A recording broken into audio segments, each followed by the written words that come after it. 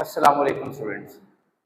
Class 11th chemistry का next topic आज हम डिस्कस करेंगे। लास्ट लेक्चर में हमने long form of period table को डिस्कस किया था, डिटेल में पढ़ा था, ग्रुप्स के बारे में जाना, पीरियड्स के बारे में जाना।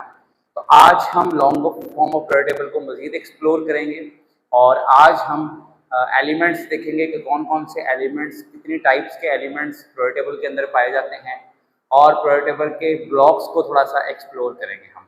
तो आइए वीडियो को स्टार्ट करते हैं। तो सबसे पहले हम डिस्कस करेंगे कौन कौन से एलिमेंट्स पीरियोडिक टेबल के अंदर पाए जाते हैं।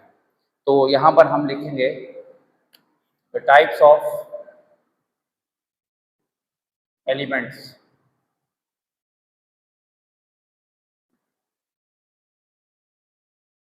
पीरियोडिक टेबल के अंदर कौन कौन से एलिमेंट्स पाए जाते हैं। तो बेटा तीन टाइप के एलिमेंट्स पाए जाते हैं। The first category of elements is metals. The second category is non-metals, and the third category that we will discuss is metalloids. तो आइए बारी बारी डिस्कस करते हैं। देखें, पीरियोडिक टेबल में सबसे ज़्यादा पाए जाने वाले जो एलिमेंट्स हैं वो मेटल्स हैं। अबाउट 80% जो पीरियोडिक टेबल है वो बेटा मेटल से बना हुआ है। तो इसलिए मेटल्स को अंडरस्टैंड करना बहुत ज़रूरी है कि मेटल्स क्या होते हैं। तो जैसे मैंने आपको बताया कि 80% जो टेबल है वो मेटल से बना हुआ है। तो मेटल्स क्या होते हैं? मेटल्स बेटा ऐसे एलिमेंट्स को कहा जाता है, elements that lose their valence electrons and form cations। ऐसे एलिमेंट्स बच्चों जो इलेक्ट्रॉन्स लूज करते हैं और इलेक्ट्रॉन बेटा लूज करके पॉजिटिव आयन बनाते हैं, कैटाइन बनाते हैं, उनको हम मेटल्स का नाम देते हैं। ठीक है। अब पीरियोडिक टेबल में 80% एलिमेंट्स मेटल्स हैं। ठीक है। इसका मतलब क्या है कि मोस्ट ऑफ द मैटर जो आपको नजर आएगा अपने इर्द गिर्द, उसमें मेटल्स आपको काफी ज्यादा नजर आ सकते हैं। जितना भी मैटर आपके इर्द गिर्द मौजूद है, देखिए मैटर किससे मिलकर बना है? मैटर एटम से मिलकर बना है और सेम एटम्स जब मिलते हैं तो क्या बन जाता है? एलिमेंट बन जाता है। तो 80% पीरियोडिक टेबल जो है, 80% एलिमेंट्स दुनिया में क्या है? मेटल्स हैं। तो इस वजह से मैटर के अंदर हमें अच्छी खासी अमाउंट देखने को मिल सकती है इसकी, मेटल्स की। तो मेटल्स की डेफिनेशन क्या है? मेटल्स को कैसे डिफाइन करेंगे? तो ऐसे एलिमेंट्स बच्चों जो इलेक्ट्रॉन, अपने बैलेंस इलेक्ट्रॉन, आखिरी शेल के इलेक्ट्रॉन, आखिरी सब शेल के अंदर जो इलेक्ट्रॉन्स हैं उनको लूज करते हैं और पॉजिटिव आयन यानी कि कैटाइन बनाते हैं, उनको हम मेटल्स बोलते हैं। ठीक है। फेमस मेटल्स कौन कौन से हैं? Famous metals, sodium 9th class में आपने पढ़ा ही होगा, 10th में भी पढ़ा है। पोटेशियम, सीजियम बहुत ही इंपॉर्टेंट है ये, रुबिडियम, मैग्नीशियम, कैल्शियम, ये हमने मेटल्स पढ़े हुए हैं। इसके अलावा इसको हम थोड़ा सा रेज कर देते हैं। कुछ मेटल्स जिनको हम बचपन से सुनते आ रहे हैं, जैसे सिल्वर है, जैसे गोल्ड है, प्लाटिनम है, आयरन है। ये नीचे वाले मैंने वो मेटल्स लिखे हैं जो बहुत ज़्यादा कॉमन है हमारी लाइफ के अंदर। हमारा इनके साथ बहुत ज़्यादा इंटरेक्शन रहता है, गोल्ड के साथ, सिल्वर के साथ, प्लैटिनम के साथ, आयरन यानी कि लोहे के साथ। ऊपर वाले जो हैं दे आर लेस फेमिलियर, इनके साथ हमारा इतना इंटरेक्शन नहीं होता। बट इनको डिफाइन कैसे करेंगे? डेफिनेशन वही है बेटा कि ऐसे एलिमेंट्स जो इलेक्ट्रॉन लूज करेंगे और कैटाइंस बनाएंगे उनको हम मेटल्स बोलते हैं। ठीक है। तो 80% आपका जो पीरियोडिक टेबल है it is fill up with metals. Now we will move towards non metals. तो नॉन मेटल्स क्या होते हैं बेटा? नॉन मेटल्स तादाद में कम है लेकिन बहुत इंपॉर्टेंट है।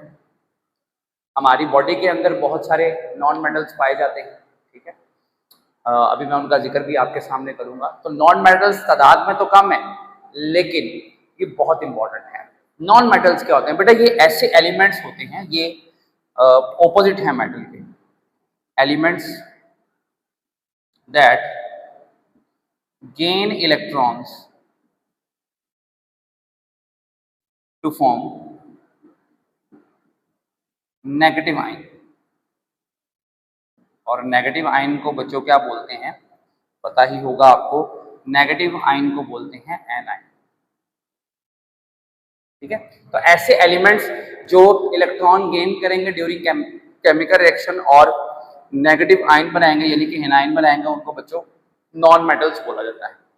फेमस नॉन मेटल्स कौन कौन से हैं, तादाद में कम है लेकिन फेमस कौन कौन से हैं, तो याद रखें सबसे जो फेमस हैं नॉन मेटल्स उनमें हाइड्रोजन सरे फहरिस्त आएगा जी, ऑक्सीजन, नाइट्रोजन है जी। ठीक है, फ्लोरीन का नाम आपने सुना होगा, क्लोरीन, ब्रोमीन। और एक एलिमेंट जिसके बगैर लाइफ ही एग्जिस्ट नहीं करेगी, ठीक है, वो कौन है, वो है जी कार्बन। कार्बन, इसके बगैर तो लाइफ एग्जिस्ट नहीं करती। हमारी बॉडी का काफी हिस्सा कार्बन से मिलकर बना है, एनिमल की बॉडी हो, प्लांट की बॉडी हो, जितना भी ऑर्गेनिक मटेरियल आप अपने इर्द गिर्द देखते हैं, लिविंग ऑर्गेनिजम्स देखते हैं, उनमें मेजर एलिमेंट्स की अगर बात की जाए तो ऐसा हो ही नहीं सकता कि हम कार्बन को डिस्कस ना करें। ठीक है, तो नॉन मेटल्स क्या होते हैं, नॉन मेटल्स ऐसे एलिमेंट्स होते हैं जो इलेक्ट्रॉन गेन करते हैं और नेगेटिव आयन बनाते हैं, लेकिन एक प्रॉपर्टी इनके साथ और मंसूब है। ठीक है, बहुत सारे नॉन मेटल्स, काफी ये सारे जो मैंने नॉन मेटल्स लिखे, इलेक्ट्रॉन गेन करने के साथ साथ जरूरत पड़ने पर इलेक्ट्रॉन की शेयरिंग भी कर सकते हैं। ये आपने 9th क्लास में कोवलेंट बॉन्ड में पढ़ा हुआ है। कोवलेंट बॉन्ड में क्या होता है, एटम्स इलेक्ट्रॉन की शेयरिंग करते हैं। तो हर बार ये जरूरी नहीं है कि एटम्स ने इलेक्ट्रॉन गेन, नॉन मेटल्स ने इलेक्ट्रॉन्स गेन ही करने हैं, नॉन मेटल्स इलेक्ट्रॉन की शेयरिंग भी कर सकते हैं। ठीक है, तो ये मैंने आपके सामने चंद मशहूर नॉन मेटल्स लिखे हैं। ठीक है, इनमें आप अगर ऐड करना चाहें, वैसे तो काफी हैं, फॉस्फोरस, सल्फर, इनको ऐड कर सकते हैं। These are some non metals. अब आते हैं मेटलॉइड्स की तरफ। तो बच्चों मेटलॉइड्स क्या होते हैं, मेटलॉइड्स के लिए एक नाम यूज किया जाता है, एक और टर्मिनोलॉजी इनके लिए इस्तेमाल की जाती है और वो है सेमी मेटल्स। ठीक है, इनको सेमी मेटल्स भी बोला जाता है, यानी कि ये आधे मेटल है। इससे क्या मुराद है, जरा इसको अंडरस्टैंड करें। मेटलॉइड ऐसे एलिमेंट्स हैं, that elements which have common properties of metals and non-metals। ठीक है बच्चों, ऐसे एलिमेंट्स जिनकी प्रॉपर्टीज मेटल से भी मिलती हों, मतलब कुछ मेटल्स की प्रॉपर्टीज होंगी और कुछ नॉन मेटल की प्रॉपर्टीज होंगी, यानी कि ये कंबाइंड प्रॉपर्टीज शो करेंगे। ये मेटल की प्रॉपर्टीज भी शो करते हैं और नॉन मेटल की प्रॉपर्टीज भी शो करते हैं। पीरियोडिक टेबल में ये आपको कहां पर नजर आएंगे, पीरियोडिक टेबल में ये आपको नजर आते हैं बच्चों ग्रुप नंबर 13 से लेकर ग्रुप नंबर 18 तक, सॉरी ग्रुप नंबर 17 तक ये आपको नजर आएंगे। और ये एक सीढ़ी बनाते हैं, ऐसे एक स्टेयर बनती हुई आपको नजर आएगी ऐसे पीरियोडिक टेबल में, आपकी बुक में भी बनी हुई है। वो कौन कौन से एलिमेंट हैं जरा देख लें। बोरॉन, ठीक है जी, बोरॉन है।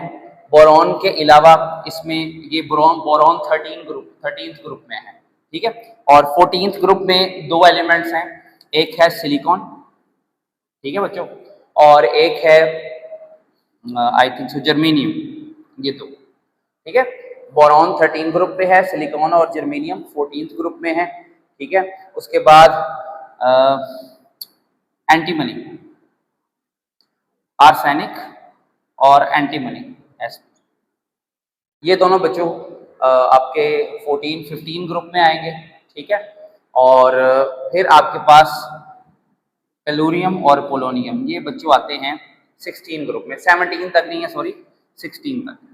ठीक है, ये जो बेटा आपके सामने एलिमेंट्स लिखे हैं, ये पीरियोडिक टेबल में भी आपको एक स्टेयर बनाते हुए नजर आएंगे, सीढ़ी बनाते हुए नजर आएंगे। ठीक है, और ये सीढ़ी जो है वो नीचे की तरफ जा रही है, नीचे काफी ज्यादा इसकी डेप्थ है। ये 13 ग्रुप में है, यहाँ पर ग्रुप नंबर पे लिखते जाते हैं ताकि कंफ्यूजन ना रहे। ये 13 ग्रुप में है दोनों, ये 14th ग्रुप में है, ये बच्चों 15th ग्रुप में है और ये 16th ग्रुप में है। तो पीरियोडिक टेबल के अंदर ये जो एलिमेंट्स हैं जो एक सीढ़ी नुमा शक्ल में आपको नजर आ रहे हैं, स्टेयर की फॉर्म में नजर आ रहे हैं, बेटा इनको मेटलॉइड्स बोला जाता है।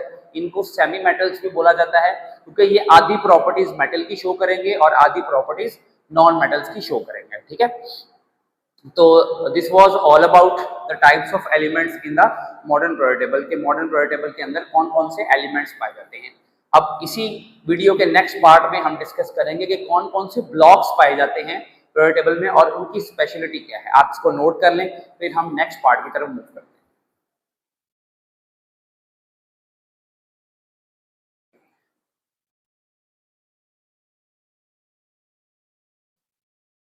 अच्छा स्टूडेंट्स, अब हम डिस्कस करेंगे ब्लॉक्स को। ब्लॉक क्या होता है? देखिए, जो पीरियड टेबल है, अगर मैं आपके सामने रफ सा एक पीरियड टेबल बनाऊं तो ये पीरियड टेबल कुछ ऐसे आपको नजर आएगा।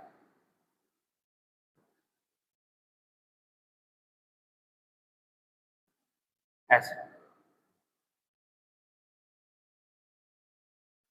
ठीक है, कुछ ऐसा रफ सा आपको बना के दिखाया है, जरा देखिए। ऐसे, ठीक है, और इसमें सेपरेट से नीचे भी आपको पता है कुछ एलिमेंट्स नीचे भी रखे हुए हैं। तो इसमें पीरियड टेबल के बेटा 4 पार्ट्स, ठीक है, उन चारों पार्ट्स को, चारों हिस्सों को बेटा हम बोलते हैं ब्लॉक्स। ये जो ग्रुप नंबर 1 और 2 वाले हैं एलिमेंट्स, बेटा इनको बोला जाता है एस ब्लॉक एलिमेंट्स। ये बच्चों ग्रुप 3 से लेकर ग्रुप 12 वाले जो एलिमेंट्स हैं बेटा, इनको बोला जाता है डी ब्लॉक एलिमेंट्स। ठीक है, ग्रुप 13 से लेकर 18 वाले जो एलिमेंट्स हैं बेटा, इनको बोला जाता है पी ब्लॉक एलिमेंट्स। ठीक है, पी ब्लॉक। और ये जो आपके पास नीचे सेपरेटली लिखा हुआ है हमने, जिसमें लेंथेनाइड्स और एक्टिनाइड्स हैं, इसको बोला जाता है F block. So period table को हमने 4 हिस्सों में डिवाइड किया गया है, हर हिस्से को हम ब्लॉक बोलते हैं। अब ब्लॉक का मतलब क्या है, ब्लॉक कैसे डिसाइड किए गए हैं, कैसे बनाए गए हैं? तो बेटा आपने याद रखना है, इन ब्लॉक्स में जो एलिमेंट्स पाए जाते हैं, उन एलिमेंट्स के आखिरी इलेक्ट्रॉन उसी सब शेल के अंदर मौजूद होते हैं। आप अगर इन ब्लॉक्स के आप नाम देखें, तो अगर आप गौर से देखें तो इन ब्लॉक्स के जो नाम है वो सब शेल्स की बेस पर रखे गए हैं, ऑन द बेसिस ऑफ सब शेल्स। ठीक है, ये एस ब्लॉक वाले हैं तो ये एस सब शेल की बेस पर रखे गए हैं। नाम डी ब्लॉक है तो इसका नाम डी सब शेल की बेस पर रखा गया है। ये पी ब्लॉक वाले यहाँ पर एलिमेंट्स हैं तो इनका नाम पी सब शेल की बेस पर रखा गया है। और ये जो एफ ब्लॉक वाले हैं, इनका नाम एफ सब शेल की बेस पर रखा गया। अब इसका मतलब क्या है, जो एस ब्लॉक वाले एलिमेंट्स है ना बच्चों, इनके वैलेंस इलेक्ट्रॉन, आखिरी वाला इलेक्ट्रॉन कौन से सब शेल में जाएगा? एस सब शेल में जाएगा। एस ब्लॉक एलिमेंट्स के अंदर जितने भी एलिमेंट्स आप देखेंगे, उन सब के आखिरी वाले इलेक्ट्रॉन कौन से सब शेल में जाएंगे? एस सब शेल में जाएंगे। इस वजह से इन 2 ग्रुप्स को क्या नाम दे दिया गया? इन 2 ग्रुप्स को नाम दे दिया गया कि यहाँ पर जितने भी एलिमेंट्स हैं उन सबको हम एस ब्लॉक के नाम से जानेंगे। क्यों? क्योंकि इन सब एलिमेंट्स के आखिरी वाले इलेक्ट्रॉन्स एस सब शेल में हैं। इसको डी ब्लॉक क्यों नाम दिया गया है? क्योंकि ग्रुप नंबर 3 से लेकर 12 में जितने भी एलिमेंट्स आएंगे बच्चों, उन सब के वैलेंस इलेक्ट्रॉन वो कौन से सब शेल में है? डी सब शेल में है। दैट्स वाई इनको हम डी ब्लॉक एलिमेंट्स बोलते हैं। और पी ब्लॉक एलिमेंट्स, इसका मतलब क्या है कि यहाँ पर जो एलिमेंट्स हैं, इन सब के आखिरी वाले इलेक्ट्रॉन कौन से सब शेल में होंगे? पी सब शेल के अंदर मौजूद होंगे। और ये जो आखिरी नीचे रखे हुए हैं एफ ब्लॉक एलिमेंट्स, इन सब के बेटा आखिरी वाले इलेक्ट्रॉन कौन से सब शेल में होंगे? इन सब के आखिरी वाले इलेक्ट्रॉन बेटा होंगे एफ सब शेल में। इस वजह से इन सारे एलिमेंट्स को, ये जो नीचे रखे गए हैं, इनको एफ ब्लॉक एलिमेंट्स बोला जाता है। एक एक्सेप्शन है और वो यहाँ पर एक एलिमेंट है, आपको पता है नोबल गैसेस का पार्ट है, जिसको हम हीलियम बोलते हैं। अगर हीलियम का मैं इलेक्ट्रॉनिक कॉन्फ़िगरेशन लिखूं, that is 1s2 and 2s2। Helium के जो आखिरी इलेक्ट्रॉन हैं वो कौन से सब शेल में है? एस सब शेल में। तो अगर इलेक्ट्रॉनिक कॉन्फ़िगरेशन की बेस पर देखा जाए और इस कॉन्सेप्ट की बेस पर देखा जाए तो हीलियम को बेटा एस ब्लॉक के अंदर होना चाहिए था। लेकिन चूंकि हीलियम की प्रॉपर्टीज इसके नीचे रखी हुई तमाम नोबल गैसेस के साथ मिलती हैं, इस वजह से हीलियम को उधर रखने की बजाय इधर रखा गया है नोबल गैसेस के साथ। क्योंकि इस टेबल में हमने देखा है कि वो एलिमेंट्स जिनकी प्रॉपर्टी सेम है वो एक ही ग्रुप के अंदर मौजूद होते हैं। तो इस वजह से हीलियम को उधर एस ब्लॉक में रखने का कोई जवाज नहीं बनता, इस वजह से यहाँ पर हीलियम को रखा गया है। ठीक है, ये एक एक्सेप्शन है जो आप समझ सकते हैं, मैंने इसकी एक्सप्लेनेशन आपको दे दी है। बाकी आप ये वाला कॉन्सेप्ट वैलेंस इलेक्ट्रॉन वाला जिस मर्जी ब्लॉक में लगाएं, आपको वाज़िया तौर पर ये कॉन्सेप्ट प्रूव होता हुआ नजर आएगा। जैसे पी ब्लॉक से हम कोई एलिमेंट ले लेते हैं, पी ब्लॉक से हम एलिमेंट ले लेते हैं जी, हीलियम के नीचे वाला ये एलिमेंट ले लेते हैं। आपको पता है हीलियम के नीचे क्या है, हीलियम के नीचे पीरियोडिक टेबल में नियॉन है। अगर मैं नियॉन की इलेक्ट्रॉनिक कॉन्फ़िगरेशन लिखूं, then it will be 1s2 2s2 2p6। तो अगर आप देखो तो नियॉन के आखिरी वाले इलेक्ट्रॉन कौन से सबशेल में है, पी सबशेल में है। तो इस वजह से बेटा जो नियॉन है उसको कौन से ब्लॉक में रखा गया है, पी ब्लॉक के अंदर रखा गया है। इधर से भी कोई एग्जांपल ले लेते हैं, जैसे हम यहाँ पर फर्स्ट ग्रुप से एग्जांपल ले लेते हैं बेटा सोडियम की। तो अगर मैं सोडियम का इलेक्ट्रॉनिक कॉन्फ़िगरेशन यहाँ पे लिखते हैं जरा, सोडियम का इलेक्ट्रॉनिक कॉन्फ़िगरेशन, तो सोडियम का 1s2 2s2 2p6 3s1। अब सोडियम के आखिरी वाले इलेक्ट्रॉन कौन से सबशेल में है, एस सबशेल में है। इस वजह से सोडियम आपको यहाँ पर एस ब्लॉक के अंदर नजर आएगा। तो इस वजह से ये ब्लॉक्स क्यों बनाए गए हैं, ये ब्लॉक्स इसलिए बनाए गए हैं ताकि हमें पता चल सके कि वैलेंस इलेक्ट्रॉन की पोजीशन कहां पर है, एक एलिमेंट के अंदर वैलेंस इलेक्ट्रॉन की पोजीशन कहां पर है। एस ब्लॉक का मतलब ये बात खत्म हो गई कि एस ब्लॉक के अंदर जितने भी एलिमेंट्स पाए जाते हैं इन सब के आखिरी वाले इलेक्ट्रॉन एस सबशेल में होंगे। पी ब्लॉक में जितने एलिमेंट्स पाए जाते हैं इन सब के आखिरी इलेक्ट्रॉन पी सबशेल में होंगे। इसी तरीके से डी ब्लॉक और एफ ब्लॉक बनाया गया है। एफ ब्लॉक में आपको पता है दो तरह के एलिमेंट्स आते हैं, one series is known as lanthanide series या लैंथेनाइड्स उनको बोलते हैं, और दूसरी सीरीज जो है उसको बोला जाता है एक्टिनाइड सीरीज या उसको एक्टिनाइड्स बोला जाता है। इन सब एलिमेंट्स के आखिरी इलेक्ट्रॉन एफ सबशेल में आते हैं, इस वजह से इनको डी ब्लॉक में नहीं रखा गया। हालांकि एटॉमिक नंबर की बेस पर अगर अरेंज करें तो इनकी जगह डी ब्लॉक के अंदर बनती है, लेकिन इनको सेपरेट रखने की एक वजह, वन ऑफ द रीजन ये भी है कि इन सब के आखिरी इलेक्ट्रॉन एफ सबशेल में जाते हैं। तो यहाँ पर हमारा टॉपिक कंप्लीट होता है। आज हमने क्या डिस्कस किया, आज हमने एलिमेंट्स की टाइप को डिस्कस किया जो पीरियोडिक टेबल के अंदर पाई जाती हैं, और दूसरा हमने क्या डिस्कस किया कि ये ब्लॉक्स क्या हैं और इनको किस फॉर्मूले के तहत अरेंज किया गया है। तो खुश रहें और लेक्चर्स को सुनते रहें, लाइक करें, वीडियो को शेयर करें, अगर समझ आ रही है तो अच्छे अच्छे कमेंट भी दें। थैंक यू सो मच, अल्लाह हाफ़िज़।